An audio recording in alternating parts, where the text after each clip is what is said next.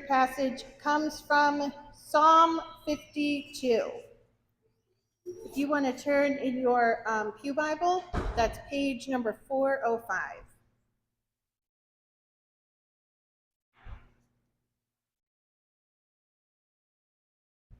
Psalm 52 for the director of music, a maskil of David.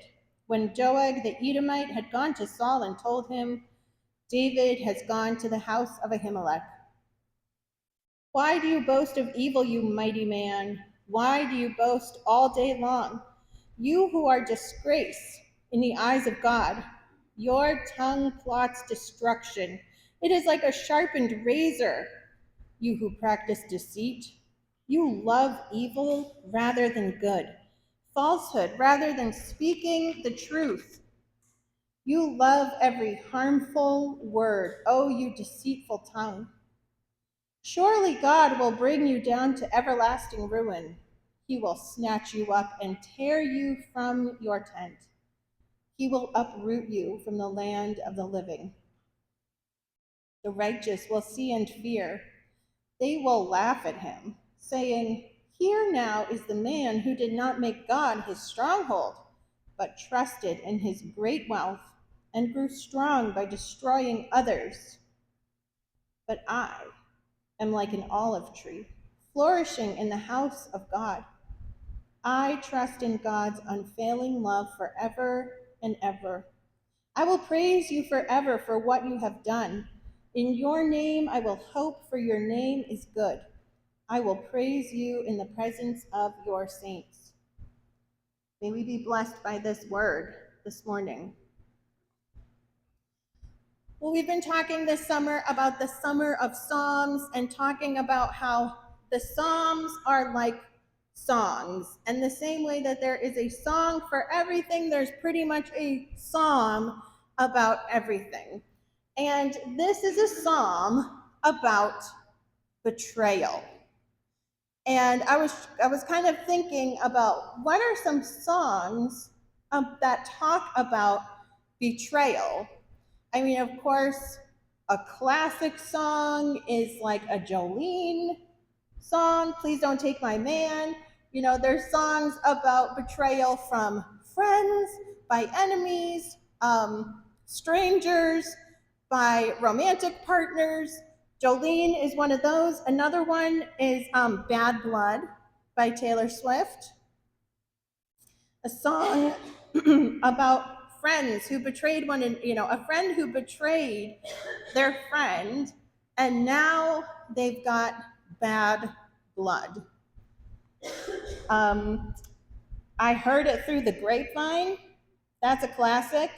I heard it through the grapevine. I heard what you did. I heard about your betrayal. Another one is The First Cut is the Deepest. That's like a nice old country, well, not that old, I guess. A country song about how sometimes when somebody isn't loyal, it's like getting cut, and it happens over and over again before you kind of realize what's going on. Well, in this psalm, I read the introduction of the psalm because this is a psalm, to give a little bit of context, this psalm is a psalm of betrayal. And so if you have ever experienced anything like this, if you have ever sung at the top of your lungs to a Carrie Underwood song or Taylor Swift or something like that, then this is a psalm for you. If you've ever felt what it feels like to have somebody that you trusted, when you were down on your luck, the underdog, and you kind of needed everyone that you could get in your corner, and then you found out that someone ratted you out, or turned their back on you, or threw you under the bus. Gosh, how many cliches can I use in one introduction? But we all kind of understand that feeling, what it feels like when someone who was supposed to be on your side turned against you. And David, the writer of this psalm, a lot of times we talk about King David, right? King David, who had all the money and the relationships, and he's somebody who was so special in the eyes of God. We think of him as really having it all. But there was a time before King David was King David, and talk about finding yourself down on your luck.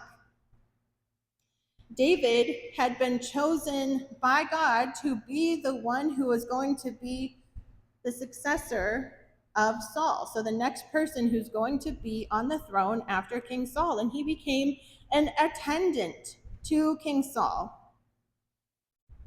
And what did that do? Do kings normally like having their next in line looking really awesome and looking like they're going to be a great next king and maybe overshadowing you? They're not the biggest fan of that. They kind of like to be the one who's in the spotlight, from everything I sort of know about kings, which I guess isn't that much, but that's what I've heard. And Saul gets jealous. He's jealous of David. He doesn't want to be overshadowed by God's chosen servant. And so Saul has it out for David. And David spends much of his young adult years as a fugitive, trying to escape Saul. Saul, who has the military, Saul, who has all the money and the spies and everybody in this world. Saul, who has all these resources, and David, who has one thing on his side: God. It's a tough bargain, but I'd like to think I'd take those odds. But I can imagine that David is feeling pretty intimidated. David he runs away, and he runs to a neighboring state, and he is aided by Ahimelech. And after David seeks refuge in that place, this guy, Doeg, the Edomite, he goes back to Saul and rats out David. Somebody who, could have kept their mouth shut, could have just let David go by, never say to anybody that they saw them. He reported back to Saul what he saw and where David was hiding. And after this, it's truly a really awful story of treachery, because not only does Doeg go, tell Saul where to go and find David, but when David, sorry, I'm getting the names mixed up. When Saul sends the military, Doeg also tells stories about the people in this state. And they end up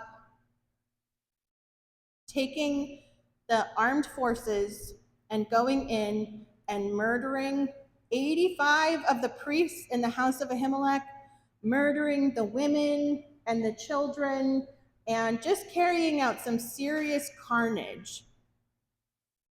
Talk about a terrible story of evil, a terrible story of betrayal. And David, obviously is just totally unnerved by this situation, because it's kind of his fault, right? You could see him having some guilt over seeking refuge in this place and with this person.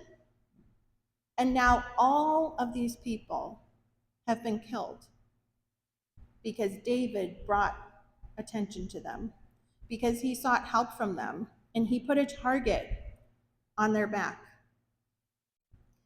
And that's the backdrop of this psalm of betrayal. That's kind of this outpouring that David gives. That's the backdrop of the outpouring that David gives of this evil man, this man who went and killed the priests killed women and children. Why do you boast of evil? You mighty man.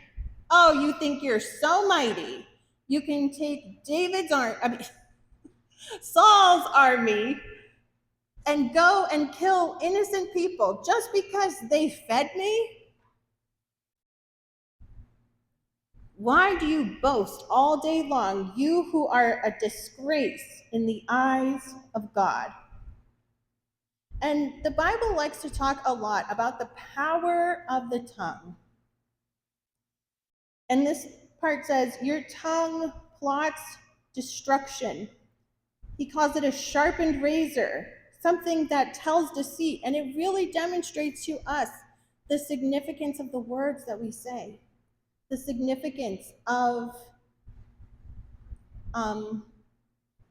the words that we tell. Okay, and I brought a prop, and this time it's not seeds. I told Matt, I brought a prop. He said it's seeds, isn't it? I said it's not seeds this time. It's better. It's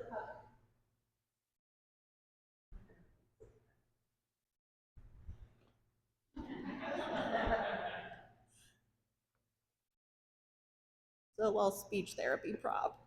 Okay, so you can really see the tongue is like a muscle. I know this is grotesque for YouTube. The tongue holds power in our lives. The tongue is a muscle. And something that's really interesting that I don't think that, King David knew when he was writing this psalm, or when so many of the biblical writers are talking about the power of the tongue, I don't think they knew like the myofunctional implications of the tongue. But the tongue is actually like one of the most powerful muscles that keeps your whole head in line. If your tongue, are there any speech therapists here? Are any of you guys speech therapists? So the tongue is like the thing that if it is operating optimally, right, all of your muscles are in line, then your tongue is fully functioning and it keeps everything else in line and holds the structure of your entire head. You know that if your tongue isn't strong enough, then your jaw will be too weak.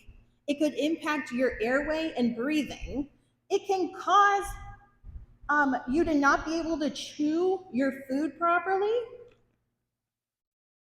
and then cause acid reflux, and everything from your head to your airway to your mouth structure to your teeth. Those of you who have had braces, you know that all of that is really connected all the way down to your esophagus and your stomach.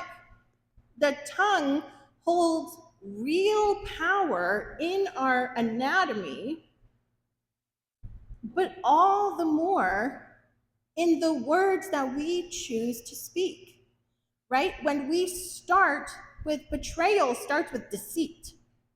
Where does deceit start? With the tongue. The tongue choosing to tell lies. The tongue choosing to start rumors. How many of us have been impacted in our life by rumors or intrigue or people talking poorly about us behind our back? The tongue starts with deceit. And so we can kind of understand where David is getting at here, right? To feel so frustrated with somebody who chooses deceit, lies, falsehoods, because at the root of lying about somebody is evil. Once you unleash with the tongue, I'm going to take this off because my hand is getting really sweaty, but I'm going to leave it here so you can see. Once you unleash with the tongue, deceit, lies, intrigue, rumors, I'm not saying anything, I'm just asking questions here.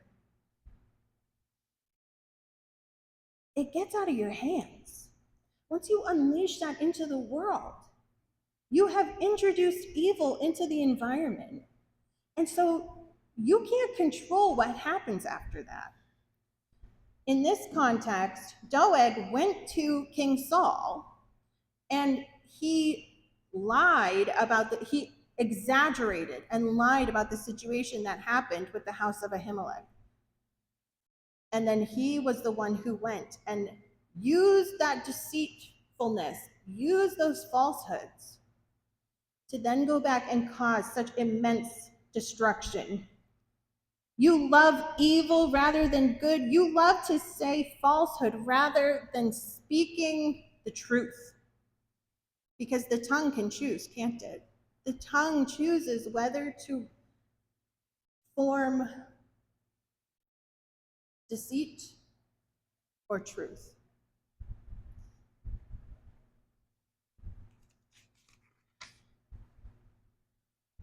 You love every harmful word, creating a habit of gossip, lies, half truths, implications, just asking questions. You unleash something into the world, but you also unleash something within yourself. Oh, people really like it when I give them information about other people. Oh, people really like it when it's a way for me to connect with people. If we can now create an enemy out of that person, and now we are aligned against that person. Hey, we've seen it happen in middle schools, high schools. I've seen it happen in churches. There's no place where the power of the tongue choosing deceit over truth doesn't cause a wreckage. Maybe it doesn't cause the ritual sacrifice of 85 priests, but it can do a lot of damage and take down a lot of lives in the process. And I don't know about you, but I've been in a situation before where I looked at somebody's life and I go, like, what's going on there? Because at the end of the day, when David is talking about this guy Doeg, Doeg serves with the king, with King Saul. He is given a place of authority and of stewardship, right? He's doing okay in this life. Meanwhile, David is trying to live a life going after God. He's got some hits, he's got some misses, who doesn't? But he's the one who's living a life as a fugitive, living in caves, trying to beg people to help him survive.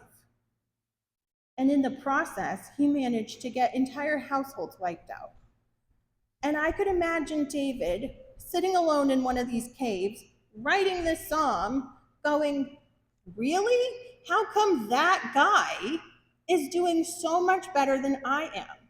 That person obviously loves deceit, loves falsehood, right? Have you ever had somebody maybe at your job or somebody that you in your friend group that you know, like,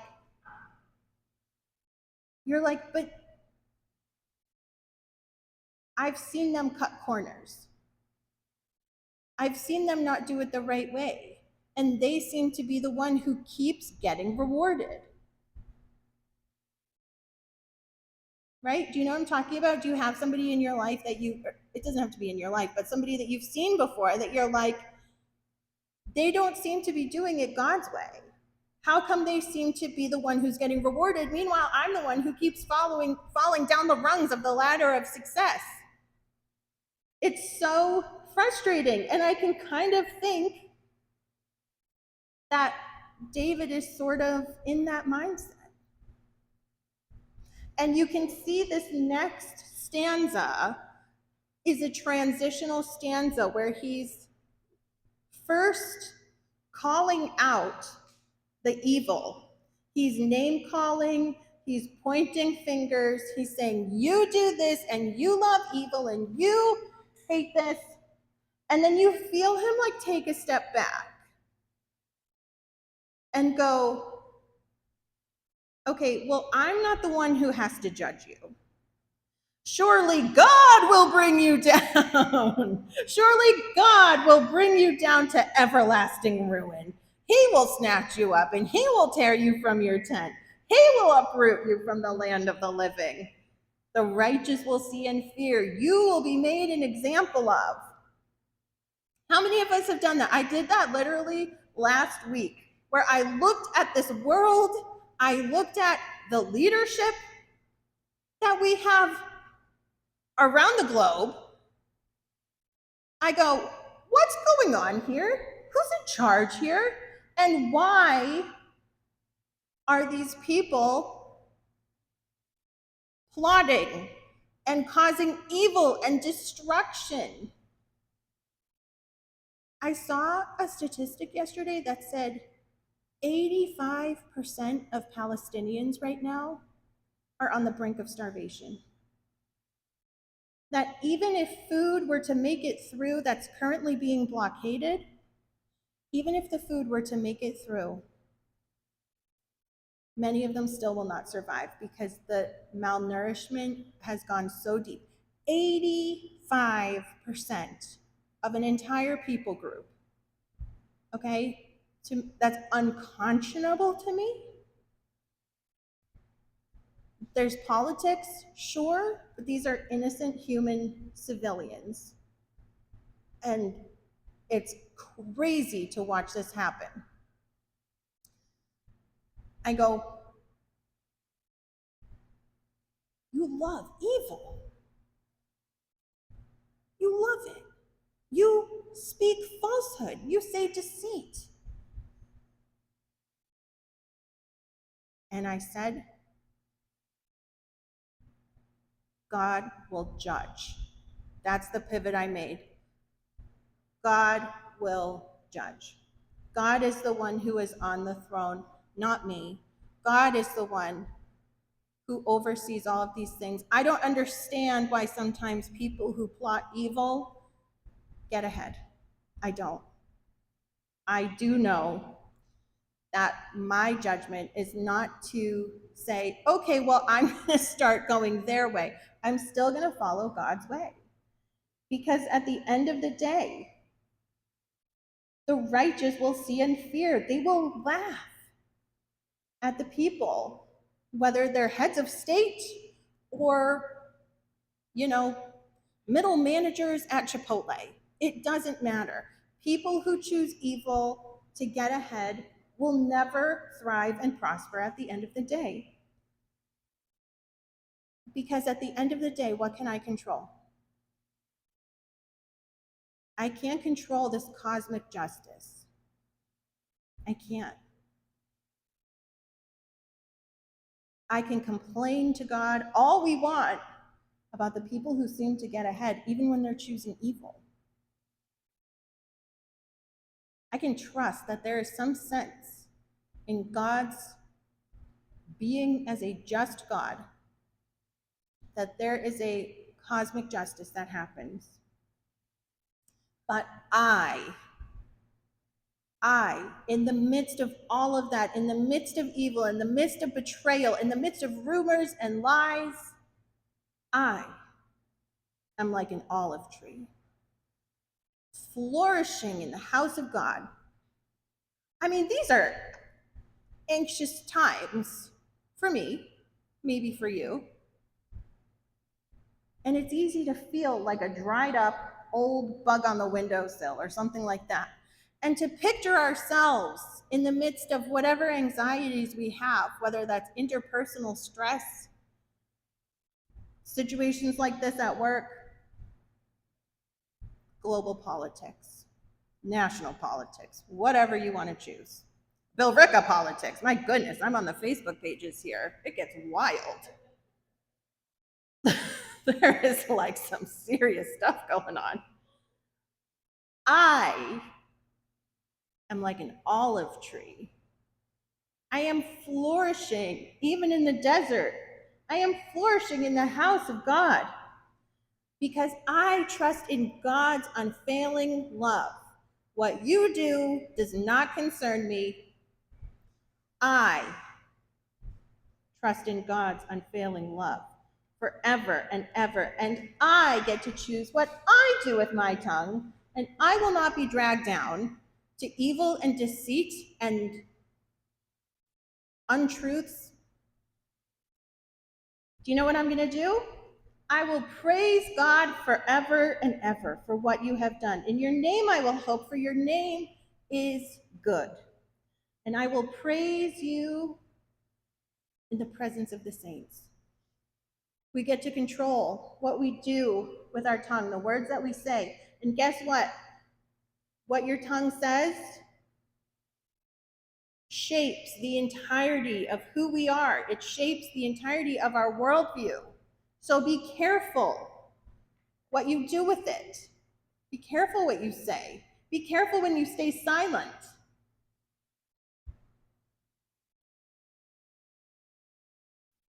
But I think that this is the wisdom that I am learning at 37 years old. The value of staying in my lane. And that's what I see here in this text. That people who pursue evil, they're over there. I don't have to go over there. They're doing their thing, and I am staying in my lane. I am rooted like an olive tree. I am rooted in the truth of who I am and what I know God has done for me and who God is. That's what roots me. That's my lane. So I'm not getting distracted by people who are choosing evil.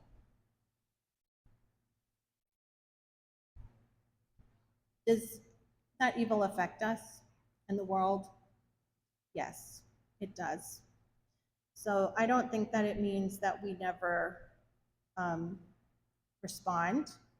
I don't think that's what staying in our lane means.